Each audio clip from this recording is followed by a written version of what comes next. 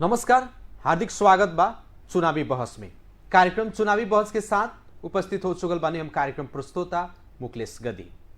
आदरणीय जन समुदाय, देश में अभी चुनावी चहल पहल शुरू हो चुकल बाटे। अगहन 4 गते होखे वाला प्रतिनिधि सभा और प्रदेश सभा निर्वाचन के खातिर हर एक पार्टी अभी चुनाव के जोड़ तोड़ से तैयारी में लाग चुकल बाटे। एक तरफ सत्तारूढ़ गठबंधन दल के बीच चुनावी तालमेल करके आगाड़ी बढ़े के अवस्था बाटे, जेकरा कारण से सीट बांट फाड़ में भी सहमति ना जुटला से चुनावी माहौल एगो जौन होखे के चाही वो अभी नहीं होके सकल।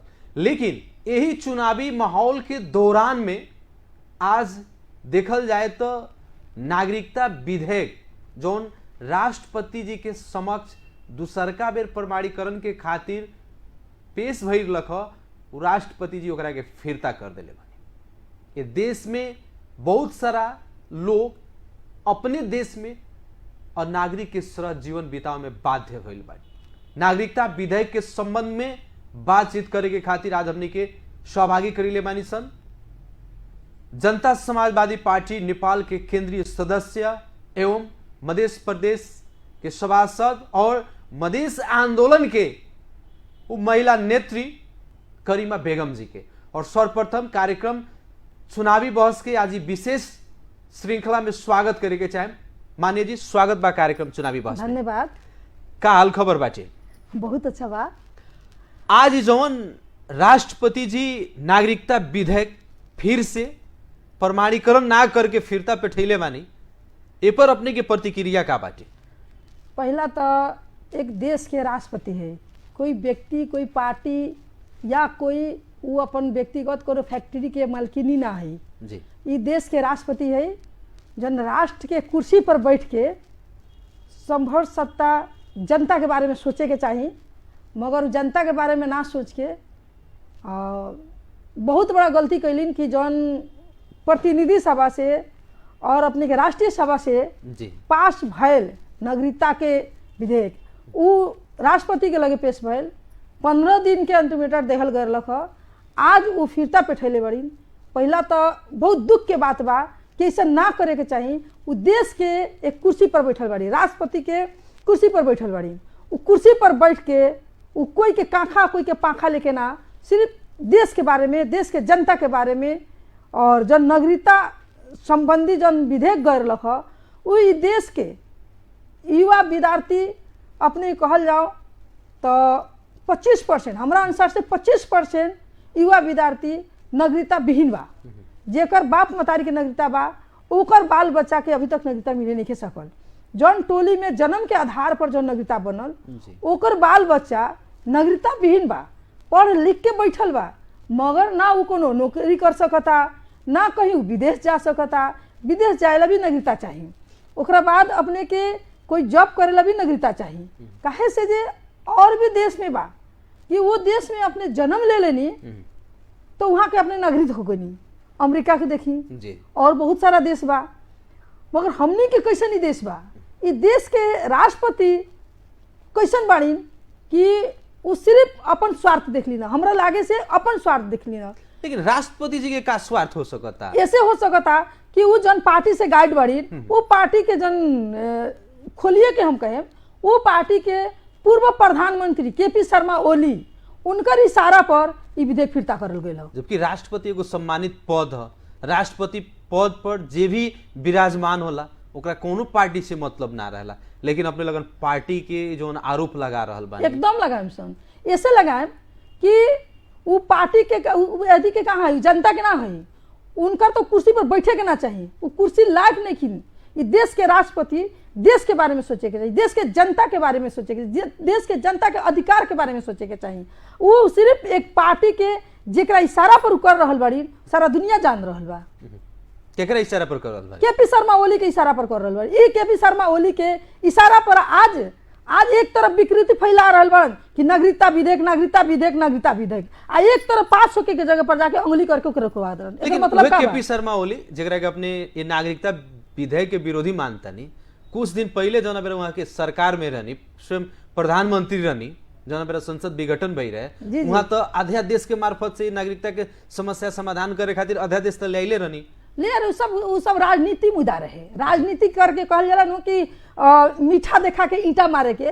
वही हमनी के जन्मदेश में रहे वाला जनता बा जन विशेष करके जन पिछड़ल वर्ग बा ई लोग के उ जन ले आलन एगो का बोला कि फर्स्ट ट्रैक से ले आलन एगो नागरिकता अथी के एकरा पास करे के उसे मीठा देखावल गए, लॉलीपॉप देखावल गए रहे, जनता के प्रलोभन देवेला। वैसा कुछो ना काहे से जो उहे के पी शर्मा ओली पूर्व प्रधानमंत्री उहे हुवन के मधेश के बारे में, मधेसी के बारे में का उनकर सोच बा, का दृष्टिकोण बा, अपने सब जानता नहीं। जो संहिता के विरोधी कहत संहिता के कि अगर संहिता के लागी मेरो लास्ट बाट गुजरेर जाने पर्छ, यो देश में कहिले संहिता आउन दिँदैन हामी कह कर। मगर आज जनता के सामने देश के में रहल पब्लिक के कारण झुके के पड़ल, आ झुक के का बोला कि देश में संहिता आए। लेकिन अपने लगन आज जी जोन विरोध कर रहल बानी ये विरोध के औचित्य बा? एकदम बा, एकदम बा। हमनी जनता ला कर रहल बा ना, काहे से जे रो रहल बा युवा नौजवान विद्यार्थी सब रो रहल बा। हमनी के देश के बहुत लोग अपना देश में रोजगार ना मिलला के चलते, अपना देश में थी ना भेला के चलते बहुत लोग इंडिया से जाके विदेश चल गए, विदेश जाके अपना आयोजन कर रहल बा ना, विदेश में जाके मार रहल बा ना। तो हमारा देश में कम से कम हमन के जन युवा विद्यार्थी लोग के जन नागरिकता नहीं मिलत, जो नागरिकता से वंचित वालों उ लोग के नागरिकता होई, बैंक से होई, जहाँ से भी अपन ऋण लेके अपन कारोबार करके अपन देश में तो उत्पादन करे ना। लेकिन ई जो नागरिकता विधेयक ये तो खास करके देखल जाए तो अपने लगन के एजेंडा रहे, मधेशवादी दल जनता समाजवादी पार्टी के बॉटम ही लाइन रहे। जी जी जी। लेकिन आज ही जौना हिसाब से देखल जाए दूधू बेर एक बेर ना दूधू बेर एकरा के प्रमाणीकरण ना करके फिरता पठावल गई, तो इससे का मैसेज जा रहल बाटे? एकदम सरासर गलत मैसेज जा रहल बा। ई सिर्फ जगह राजा शाही शासन में सुनले रही राजा शाही शासन में चलत रहे कि जन कह देनी तन कह देनी, हम हई कहनी तो होके के चाहिए उहे कानून हो जाए। वही नहीं केपी शर्मा ओली जी के पूर्व प्रधानमंत्री जी के ओली जी के अभी भी हुए बा, देश के राजा शाही शासन चल गए मगर ओली के तानाशाही शासन अभी भी बा। तो तानाशाही शासन में अभी जे लोग फंसता लॉलीपॉप देख के जाता कि लॉलीपॉप मिले खाए, जे फंसता याद कर ले लोग जे गैल बा लोग मगर इसी पर अपने तनाशा कहतनी लहरे माले ओरी चल गइल बाटे, सारा लोग छोड़ छोड़ के पार्टी जाता मगर देखे फिर लहराई के लवट के आई लोग। ई कहल जाला ना लोकल गाड़ी ना होकेला के आयल ट्रेन तो चढ़ गई छरप के फिर होने गई उतर गई, वही देखे में एक दिन यानी कि बेरा जितना लोग जाता बाद में सारा कोई फिरता एकदम काशी बेरा लॉलीपॉप दिखाओ तल के से रसभरी बा आओ खा लो मुंह में चल जाई, मगर वो लॉलीपॉप दे वाला नहीं खे कासे वो जो पक्का मधेसी विरोधी है। जौन कहतनी अपने एमाले पार्टी के राष्ट्रीय अध्यक्ष कहल जाओ या पूर्व प्रधानमंत्री कहल जाओ, मधेसी के कट्टर दुश्मन जितना लोग में जाता, जितना लोग प्रलोभन में फंसता वो पक्का खिलाड़ी हवन। वो अपन का बोलला कि फेंक दिल बड़न गोटी मधेश में, आ मधेश के खोल के गोटी फेंक के का कहले बड़न कि आओ सबके लिए ये पार्टी है, प्रदेश के का बोलला कि मधेश के लोग से हमरा लव हो गए। सारा देखल जाता उनकर पार्टी प्रवेश मधेशे में बेसी हो कहता ई लहर बाटे ई का बोलला कि समान माने ई लहर जोन बाटे हम एक देखावटी लहर है कि वास्तव में एमएलए से लोग प्रभावित बाटे? ना ई सब देखावटी लहर है। कैसे देखावटी लहर है? ईमानदार जे बाबू देखिए एको गो पार्टी छोड़ के नहीं खे गए, जे जैसे हमनी पुराना बानी सन हमनी कोई तुर सकता, हमनी के पोस्ट मिली ना मिली हमनी कोई के तुर सकत। अपने उठा के देखिए थी कि जितना लोग आयर लख लॉलीपॉप खैलक लकड़ी उड़ा गल फेंक दिलक फिर दोसर लॉलीपॉप खाए चल गए, आ लॉलीपॉप देखावल जाता। ई मधेशवादी ना हो, जे अवसरवादी लोग बाटे उ लोग के खातिर उ लॉलीपॉप बाटे, लेकिन जे प्योर मधेशवादी बाटे ओकरा खातिर प्रभावित ना होई लॉलीपॉप। का से जे कि जे मरल बा मिटल बा, जे मधेश के बारे में सोचता, जे मधेश के बारे में अपन खून पसीना बगैले बा, उ कभी ना जे हथियारा के लगे, ओकरा के हमनी के हथियारा कहे निसन। काहे से मधेश आंदोलन होकत रहे उ मधेश के प्रमाण अभी बैठल बनी हमर पूरा जिसिम घाइते बा मधेश आंदोलन के। हमनी जन देखले बानी सन, जन निर्देशन देख जन गोली चलवावल गइल बा, लाठी फट्टा मत चलवावल गइल बा, पुलिस प्रशासन के निर्देशन दे के जन एक बेरहमी के तरह मारल गइल बा, हमनी के देश के मधेश के युवा नौजवान के गोली मारल गइल बा, उ हमरा आंख से ओलझल ना होई। जे घर में से आयल बा लॉलीपॉप पन्नी छील के बिक दिलक, आ अवसर लेके लॉलीपॉप खा के 5 बरस राज कैलक आ छरप के चल गए, वैसे ना खबरदारी करे के चाहता। वो जाए वाला लोग के का कहे? उ लोग के कहे के चाहतनी हम ई अपने के संदर्भी एफएम से हम कहे के चाहतनी कि होशियार रहल जे पार्टी में गए ओकरो ना होई, जे माई पैदा कैलक ओकर ना भइल तो खिलाए वाला के हो जाई का? हम कहे के चाहतनी कि जे लोग गइल बा उ कभी एमाले के जे लोग ले गइल बा बड़ा बड़का हृदय करके अथी अंगोछा ओढ़ा के फूलमाला सम्मान पहना करके फूल माला पहना के कि बाप रे हमनी के पार्टी मधेशवादी तुर के जसपा तुर के आ गइल। तो याद रख लो जे माई पैदा कैलक ओकर ना भइल तो खिलाए वाला के होई। माने जेकरा कारण से उ लोग के पहचान बोल राजनीति में उहे पार्टी के ना भइल। आज जनता समाजवादी पार्टी बहुत लोग के घर में से निकाल के लिया के और प्रदेश सांसद बना देलक, संघीय सांसद बना देलक। 5 बरस अवधि रहलक उ लोग रहल लोग आ ओकरा बाद में का बोलक देखलक लोग अब ना मिली का सब पार्टी वाला डिसीजन कैले बा कि जेकरा एक बार समानुपातिक से मिल गइल बा ओकरा दोबारा ना मिली। तो फिर 5 बरस काम करी ना, 5 बरस से तो फिर मिली। तो अपन तो सक्रियता देखैनी ना, अपन काम करते हुए देखिए ना। एगो अभी हाथ में सब मिठाई अपन गल ला कि दोसर का लॉलीपॉप चाहिए। अब जैसे कि माननीय जी खास करके अगर देखल जाए ये जो नागरिकता विधेयक बाटे अपने लगन के बॉटम लाइन रख अगन 4 गते चुनाव भी बाटे, ये चुनाव के दौरान में अपने लगन के बॉटम लाइन नागरिकता के कहीं ना कहीं सरेआम कत्ल कैल गई बाटे। अब का मुंह लेके जाए लगन जनता हमनी के संघर्ष करें। आज हमनी बिगुल फूकले बानी, हमनी आज टायर बाल के नाराबाजी करके हमनी चेतावनी देले बानी सन और हमनी चुप ना लागे सन। काहे से जे कि हमनी जनता के सरेआम कत्ल होके ना देम सन। इस तरंतकारी हम कहे के चाहे अपने के एफएम से कि एक तरफ मधेसी के बुला रहल बा, लॉलीपॉप दिखा रहल बा, दूसरी तरफ मधेसी के गला पर छुरा चला रहल बा। काहे से जे कि जौन मधेसी जनता विशेष करके कहल जाओ कि मधेसी में लोग नागरिकता विहीन बा। जी जी मधेश में अब देखी कांग्रेस के कहल जाओ हमनी के सुजाता कोइराला के कहाँ बियाह भरे जर्मनी रही नु, उनकर नागरिकता उनका बाल बच्चा के नागरिकता सबके भइल। हमनी मधेश में रहे वाला इसे सब प्रमाणित क्या करल जाता कि कोई भी मधेसी इंडिया में बियाह ना करे, हमनी के बेटी से आके लोग के बियाह करे। ऐसा हिसाब से चल रहल बा थी। काहे से जे जितना नागरिकता के हमनी के समस्या बा हमनी मधेशे में बा। अपने कहल जाओ तब जितना हमनी के अभी मधेश में जनसंख्या बा उतना पहाड़ में नहीं खे। जनसंख्या के आधार में जन क्षेत्र बांट फाट बा। देखी पहाड़ में देखी कि मगर अपने के 5,000 6,000 पर बा, आ यहाँ हमनी के 20,000 25,000 पर बा। माने जनसंख्या के आधार पर निर्वाचन क्षेत्र के निर्धारण भी नहीं कैले सौतेला व्यवहार कैले बा। अब ई नागरिकता खास करके एह बेरा देखल जाए अपने लगन विरोध जना रहल बानी। जी जी आजे घंटा घर में जाके आंदोलन कैनी अलग जी। ई आंदोलन आजे भर खातिर बाटे कि का बाटे? ई आंदोलन हमनी के जारी रही।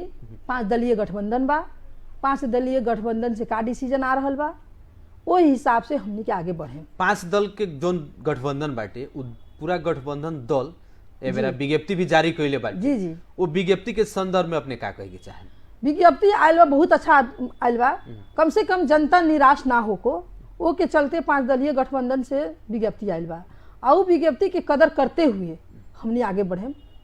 आ नागरिकता ला एने कारी चुनाव आगल मुँह पर, एने नागरिकता के संबंध में एने त्योहार तो आंदोलन करम अपने लगन के तो मुद्दों मिल गई चुनाव में जाए के खातिर। मुद्दा हमनी काहे कि आंदोलन से आइल पार्टी बानी लगन, आंदोलन कैले बानी लगन, अपने लगन के तो आदत बा आंदोलन करे के, फिर मुद्दा खोजत रहनी लगन चुनाव में जाए के मुद्दा मिलिए गई। मुद्दा तो उहे देलक है ना जी, विनाश विपरीत कथी ना लोग विनाश काले विपरीत बुद्धि। हाँ उहे तो हो गइल बा का बोला विनाश ओकरा लिखल रख अपने हाथ से लिया के मुद्दा दे देलक हमनी के। एमे 5 दलीय सत्ता गठबंधन के मिलो मतो बाकी ना? 5 दलीय गठबंधन के मिलो मत ना कहेम हम। काहे ना कहेम जी? काहे से जे कि 5 दलीय गठबंधन के डिसीजन अभी तक चल रहल बा स्थानीय चुनाव से। और ये 5 दलीय गठबंधन बा कि जौन देश के साथ गद्दारी कर रहल बा ओकर मुंह तोड़ जवाब दी। जितना भी लॉलीपॉप दिखा रहल बा वो लॉलीपॉप के लकड़ी घींचे के काम 5 दलीय गठबंधन करी। जितना लोग के हाथ में जो लॉलीपॉप दिखा के देहल गइल बा ई लॉलीपॉप के लकड़ी घींची हुए 5 दलीय गठबंधन अपने भी गठबंधन के पक्ष में बानी। जी जी जी एकदम। मन्नी जी बताई अभी जोन गठबंधन बाटे जी ये गठबंधन वास्तव में देश की आवश्यकता है कि पार्टी के नेता लोग की आवश्यकता है? ना, ये गठबंधन देश की आवश्यकता है। देश की आवश्यकता ऐसे है कि अलग अलग गैला से मुद्दा बटा जाई, एक साथ गैला से साझा मुद्दा हुई। आज साझा मुद्दा हुई तब भी लक्ष्य तक हमने के पहुंचे। आ जितना लोग मगर पीड़ित बा नागरिकता विहीन बा इ लोग के संदर्भ में हमनी के उ लोग के अधिकार दिला। 5 दलीय गठबंधन ही अधिकार दिला सकता राइट। जितना भी नागरिकता विहीन बा लोग। जी जी जी। कितना दिन में माने ई नागरिकता के समस्या जौन बा ई संबोधन हो जाए? काहे कि 5 बरस तो बीत गई पहिल का कार्यकाल। अब 5 बरस बीत गए मगर अगर हमनी 5 दलीय गठबंधन अगर एक हो जाए, ईमानदारी पूर्वक अगर एक ढिक्का होके उब जाए तो अकेला चना भाण ना फोड़े सकी। कहल जाला अकेला चना भाण ना फोड़े सकी। 5 दलीय शक्ति अगर अपन शक्ति दिखा देवे, काखा पाखा ना करके, भेद और विभेद ना करके, तो ज्यादा टाइम ना लगी हमरा समझ से। अभी चुनावी माहौल बा देश में, हर एक जगह चुनावी चर्चा चल रहा बड़ा। जी जी जी। परसा जिला में भी चुनावी चर्चा एकदम कहीं ना कहीं सवेरे साँझ हर पहर शुरू हो गई बाटे जी। अपने लगन भी भीतरे भीतरे या बाहरी रूप से तैयारी कर रहा बानी। जी जी एकदम। खास करके अपने के भी नाम परसा क्षेत्र नंबर 2 से प्रतिनिधि सभा के खातिर प्रत्यक्ष रूप में सिफारिश में पड़ल बानी। जी जी। कैसन अनुभूति हो रहा बाटे? बहुत खुशी लाग रहा बा कि कम से कम प्रत्यक्ष लड़के जनता के बीच में जाके जनता के दुख सुख समझ के वो प्रतिनिधित्व करके जब हम जाए प्रतिनिधि सभा में तो वो आवाज जब रखें, जब का बोला सारा दुनिया आवाज सुनी और देश के जौन मुख्य निर्णयकर्ता जब सुनी तो जनता के तो काम तो होई ना, जनता के विकास तो होई ना। जनता जौना चलते जौन मांग रहल बा ओकर आवाज जब वहाँ जाई तो उस सुन के खुशी तो होई नहीं, कम से कम हमार प्रतिनिधि बा जौन हमार आवाज से रखलक ना वहाँ। जी, ये प्रत्यक्ष तरफ अपने के चाहना रहे कि पार्टी अपने ना, को ना, शुरू से हमार चाहना रहे। काहे से जे 64 साल में हम समानुपातिक नया नो नो नो नो नया रानी 64 साल में क्षेत्र नंबर 1 से निर्वाचित हुए रहनी जी। फर्स्ट आंदोलन के बाद में 63 के आंदोलन के बाद में 64 साल में जब चुनाव भयल तो हम अकेला परसा जिला से जीता रहनी ना। जन मधेश के अखड़ा रणभूमि रहे वीरगंज परसा और क्षेत्र नंबर 1 घंटाघर से बॉर्डर से लेके पूरा हमनी के क्षेत्र नंबर 1 से वो समय में अकेला हम जीता रहनी। बड़ा बड़ा हस्ती लोग हार गए रहे लोग ना। तो अभी भी हम अपना चाहना से वो बेरा पार्टी टिकट देले रहे, वो बेरा खुनी पार्टी टिकट देले रहे। हम मधेश आंदोलन में जो योगदान रहे राइट, वो योगदान के कदर करते हुए जी जी। लेकिन ये बेरा प्रत्यक्ष रूप में लड़े के अपने के इच्छा जाहिर कैले बानी। जी हम शुरू से कही नहीं कितना की चुनौती देख रहा बानी। एगो महिला ओमे भी अभी प्रत्यक्ष के तरफ चाहती तरह समानुपातिक से भी सांसद बन सकत रही है, लेकिन प्रत्यक्ष तरफ आठ कैले बानी। ये तो बहुत बड़ा बात बाटे। ऐसे पहले भी अपने के 74 के चुनाव में 74 के चुनाव में भी हम लड़ेला 8 कैले रहनी, मगर ओमे आके हम फाल के पड़ गलन विमल श्रीवास्तव। विमल श्रीवास्तव चारों बगल अपन छैटी घुमैलन, कहीं ना जीत पैलन। मगर यही पार्टी जनता समाजवादी पार्टी नेपाल उनका के टिकट दिलक आ अलन, हम सब मिलकर उनका वोट मंगनी सन। पार्टी के डिसीजन हमर सर्वोपरि है। वो समय में भी हम मंगनी कि हमरा टिकट चाहिए, हमरा चुनाव लड़ेला। तो पहले तो राष्ट्रीय अध्यक्ष जी उपेंद्र यादव जी तैयार हो गई, बाद में उपेंद्र जी के लगनी वहाँ के अपन पहुँचाए। पहुँचते वहाँ कहनी कि अब राष्ट्रीय अध्यक्ष जी कहनी कि आप छोड़ दीजिए और क्या बोलते हैं कि दे दीजिए विमल श्रीवास्तव के लिए, नेक्स्ट टाइम आप लड़ लीजिएगा। हम ठीक है अध्यक्ष जी, कोई बात नहीं है। पार्टी के निर्देशन हमारा सर्वोपरि है। काहे से मधेश आंदोलन से हम लागल बानी आ पार्टी के निर्देशन में अपन पूरा देह के माने भुजरी हमनी के मधेश आंदोलन में भइल बा। ई नहीं खे कि लोग नहीं खे जानत, ई नहीं खे कि हम साइड से आंदोलन कैनी, लोग पिटात रहे हम भाग गईनी, ऐसा नहीं खे। तो हम ओमे जन भूमिका देनी और वो भूमिका के कदर हमनी के पार्टी राष्ट्रीय अध्यक्ष जी कहनी कि हमरा के अगर प्रत्यक्ष ना लड़े देनी तो फिर भी हमरा के समानुपातिक में देनी। वहाँ के हम तहे दिल से हम पार्टी के धन्यवाद दे। मगर वो समय में उनका जितैला के बाद वो जीते की स्थिति में ना रहलन। हमनी के रात के जाके मधेश आंदोलन के वीडियो देखा के उनका के बैसाखी पर चढ़ा के हमनी के जीते नहीं सन। जनमानी तो मरल मुर्दा रहलन विमल श्रीवास्तव जी, उनका लगे कोनो दम ना रहे, बेदम करलन। माने बैसाखी के रूप में हमनी के पार्टी के केडर लोग मिलके हमनी के जे होकल ना कंधा में कंधा मिला के चल के उनका साथे वोट मांग के उनका साथे हमनी के भाषण करके उनका जीतैनी। मगर वो निकलन गद्दार, मधेश के गद्दार, पार्टी के गद्दार। कैसे गद्दार को आदम काहे कि जितावे के बेरा आप नहीं लगन कहीं ना कहीं मंच पर लंबा भाषण देनी। एकदम करीमे बेगम जी हई की जे साफ वोट अब गिरवा विमल श्रीवास्तव की देवे के बाद हमनी के जसपा के ही कैंडिडेट के देवे के बाटे। एकदम रुआ एकदम देखी रउआ के भी हम कहतनी, जी। रउआ हमारा पार्टी में आ जाए तो रउआ हमारे घर के सदस्य हो गई ना, जी रउआ के साथ हम ईमानदारी पूर्वक लागे ना। जब तक ले अपने दूर बानी, जब तक ले अपने हमारे दुश्मन बानी या हम रउआ के दुश्मन बानी, जब अपने हमारा घर में आ गई नी तो रउआ हमारे दुश्मन ना, हमारे घर के सदस्य हो गई नी। वही नहीं, विमल श्रीवास्तव जब हमारा घर के सदस्य बन के आइलन तब जाके उनका हमके लम्बा लम्बा भाषण करे सन, मगर क्षण भर के स्वार्थ में जाके का बोल की पार्टी फोड़ के मंत्री बनेला चल गइलन। कितना दिन रहलन म्यादी पुलिस, 14 दिन के म्यादी 14 दिन के म्यादी पुलिस बनलन। का बोल 4 दिन के चांदनी फिर काली रात, तो 4 दिन के चांदनी बनलन आ फिर जैसन अंधरिया मरलन सन मिलिए गए। मगर पार्टी के नजर में या दुनिया के नजर में तो कितना उनका महत्व बढ़ गल तो सारा दुनिया जानता। अभी गठबंधन के लेके बहुत हाला चल रहा बाटे, खास करके परसा जिला में कस के सकस बाटे। परसा जिला के अवस्था के बारे में का कहे के चाहे, काहे इतना सकस हो गई बाटे? काहे से जे परसा जिला एक ऐसा जिला है जी काठमांडू के बाद एक वीरेगंज है। जी, काठमांडू देश के राजनीति केंद्रित हो जाला वीरेगंज पर। जी, इहे जगह से वीरेगंज से स्वर्गीय हमनी के कृष्णा प्रसाद भट्टराई, स्वर्गीय कृष्णा प्रसाद भट्टराई चारों बगल लड़न, कहीं ना जीतलन। माने वीरगंज के में आके लोग, वीरगंज के जनता इतना दयालु बा, इतना मायालु बा, दयालु बा म्यालु है कि वोट बैंक का केहू भाई लड़ के चल जाए ना मायालु ना रही तो उनका वोट ना मिली। विमल श्रीवास्तव रौटहट जिला के हुआ, परसा जिला में आके यहाँ के मेयर बन के, यहाँ नेता बन के नेतागिरी कैलन। मगर परसा जिला के जनता के बारे में सोचे के पड़ल न। तो अगर जेंगे पार्टी उनका के वोट दिलक, टिकट दिलक, वोट दिलक, भाषण कैलक, अगर ईमानदार रहता, लास्ट चल रहा बा ना, जिंदगी और मौत के कोई गारंटी नहीं के, लास्ट उनका जगह चल रहा बा, पार्टी में रहतन, एगो शीर्ष नेता बन के रहतन, नाहियो लड़तन चुनाव तो शीर्ष नेता तो रहतन ना, रहतन कि ना रहतन। मगर वहाँ के का कैनी, हम फल के चल गई, क्षण भर के कितना सारा पार्टी घूम के आ रही नु, बोल छाप कौन छाप कौन छाप कौन छाप कौन बाकी रहे, नहीं लगन उठे नहीं, हम नहीं उठे नहीं सन। कैसे ये पार्टी के काम है, नाम है जनता समाजवादी पार्टी नेपाल, जनता के पार्टी है, जनता के पार्टी है। हमने के मिल के उठा लेनी सन, उठा के उनका बैठा देनी सन, बैठा के उनके दौड़ा देनी सन, और दौड़ा देनी सन तो भाग गए दौड़ के। जी, अब उनकर दौड़ भाग चल गए। अब रहल बात की ई जौन सकस हो रहल बाटे सीट बांट फांट के लेकर के, जी परसा जिला में अपने लगन के बॉटम लाइन का बाटे, चाहे अपने की एगो इच्छा का बाटे, कौना ढंग से गठबंधन होके के चाहे, क्या कि विगत में परसा जिला जनता समाजवादी पार्टी के पकड़ के जिला, जी जी, यहाँ जनता समाजवादी पार्टी कहीं ना कहीं 1 नंबर पर बाटे। जी जी, तो ये अवस्था में अपने लगन के मने चाहना का बाटे, कौना हिसाब से यहाँ सीट के बांट फांट होके के पड़ल?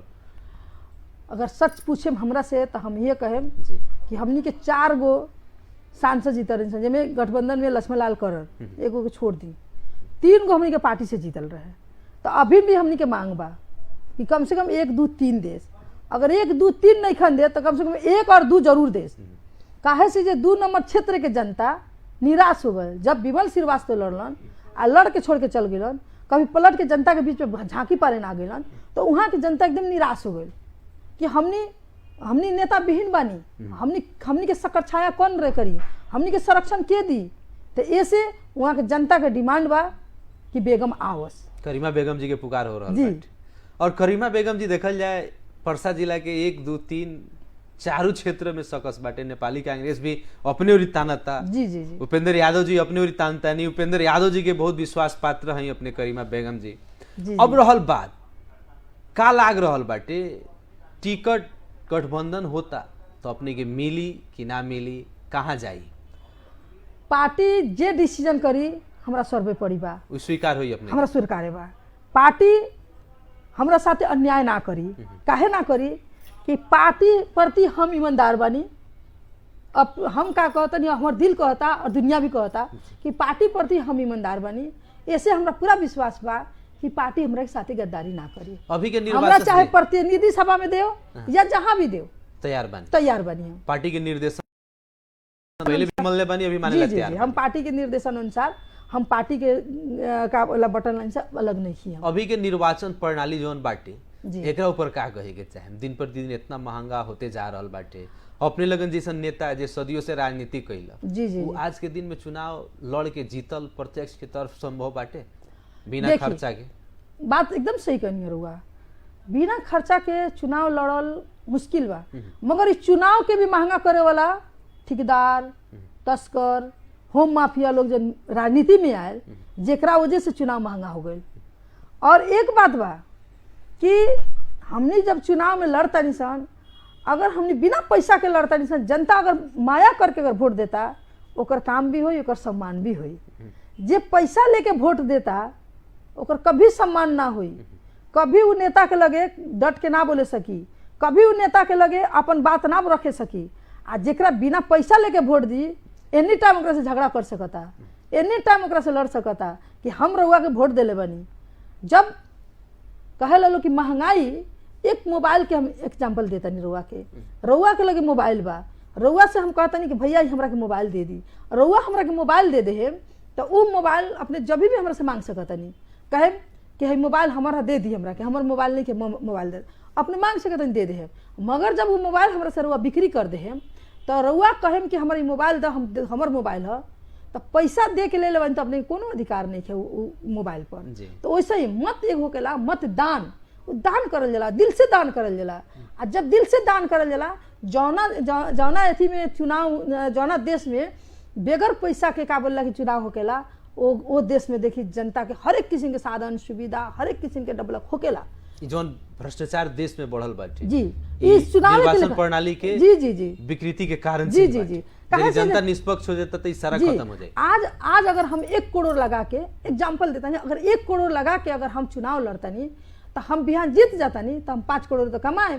काहे कमाएं कि हम 5 करोड़ कमाएं, तब तो विगत के दिन फिर चुनाव की तैयारी करें कि आज हम 5 करोड़ कमाएं तो उहे पैसा बचा के ये जनता के भी खियाम, कार्यकर्ता के भी खियाम, और रही तो फिर हम 2 करोड़ 3 करोड़ रखें तो फिर नेक्स्ट टाइम में हम चुनाव लड़े।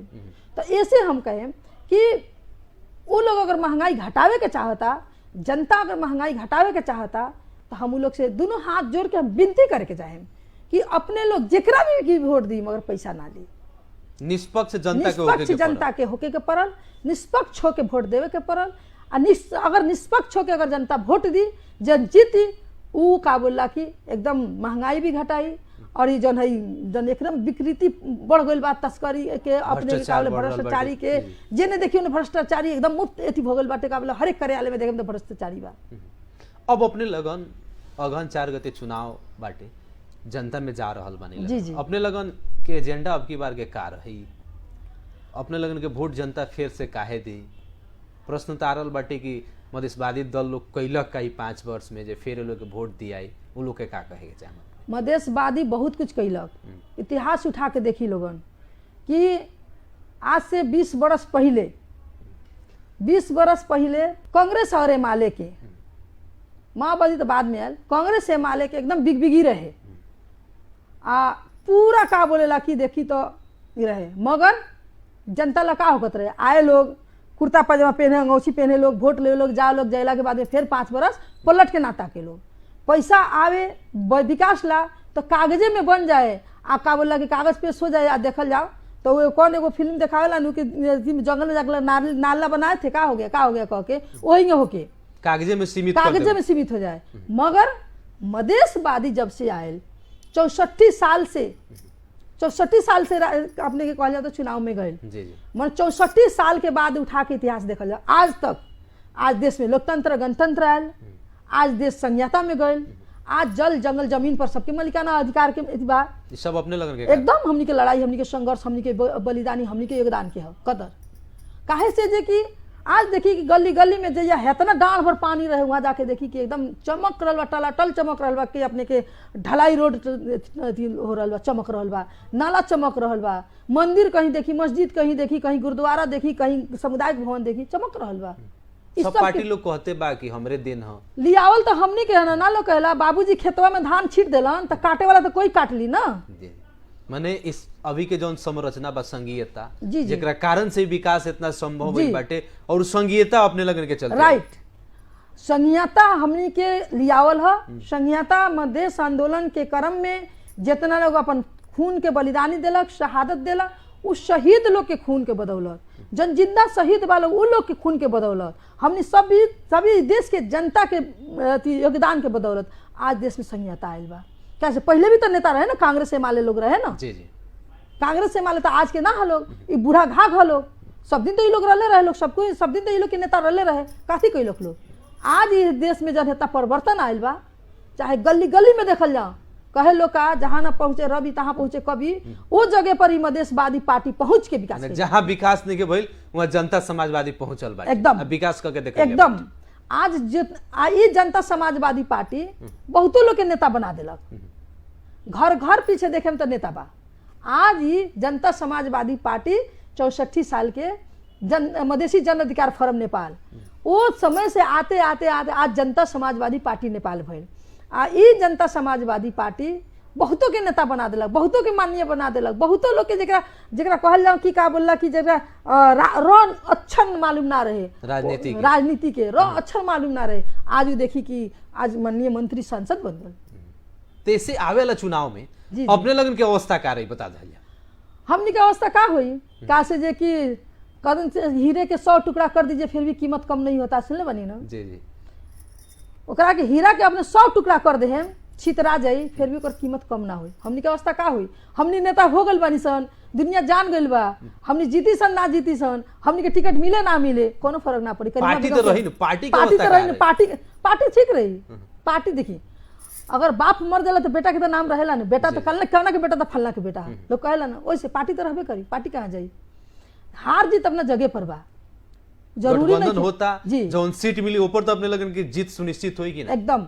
अगर ईमानदारी पूर्वक अगर पांचों दल अगर जहाँ जहाँ जैसे जैसे 1 नंबर क्षेत्र हमनी के मिलता ओमे हमनी के पांचों दल समर्थन करता तो केतनो दोसर दुश्मनी का कहल जाओ कि विपक्षी पार्टी करी तो हमके हार हुई ना हुई।